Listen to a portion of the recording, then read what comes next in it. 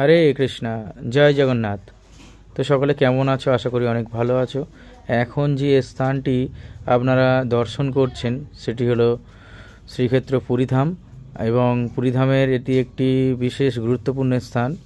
তো তোমরা দেখতেই পারছো এখানে সমস্ত রকমের মূর্তি আছে, আর এই মন্দিরটির নাম হচ্ছে শিল্পকার মন্দির।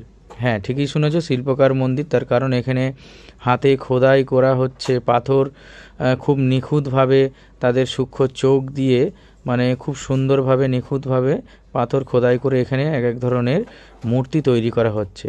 তো এই মূর্তিটি যেমন দেখতে পাচ্ছ শ্রীকৃষ্ণের, কত সুন্দর কারুকার্য দেখো, হাতের খুব নিখুঁতভাবেই কিন্তু এখানে তৈরি করতে হচ্ছে। আর উপরের মন্দিরটা দেখো কত সুন্দর। তো আমি তোমাদেরকে দেখাবো মন্দিরের ভিতরে কি আছে, কিন্তু এই যে ঐতিহ্যটা ওনারা ধরে রেখেছেন এখনও পর্যন্ত, সমস্ত কিছু, যে সমস্ত কিছু তারা নিজে হাতে খোদাই করে বানিয়েছে, সে সমস্ত কিছুই এই মন্দিরের ভিতরে আছে। তাই কিন্তু মন্দিরটির নাম হলো শিল্পকার মন্দির। তো ভিতরে যাওয়া মাত্র আমরা যেটা দেখলাম, ভিতরের মধ্যে অনেক কিছুই আছে যেগুলো তারা নিজে হাতে বানিয়েছে এবং খুব সুন্দর করে ডেকোরেশন করে রেখেছে ভিতরে। কিন্তু দুঃখের বিষয় হচ্ছে ভিতরে আমরা প্রবেশ করতে পারছি না, তার কারণ ভিতরে তালা দেওয়া। তোমরা পুরী জগন্নাথ ধামে আসলে অবশ্যই এই স্থানটি দর্শন করে যাবেন, কারণ নিজের চোখে না দেখলে বুঝতে পারবেন না। সকলে ভালো থাকবেন। জয় জগন্নাথ, হরে কৃষ্ণা।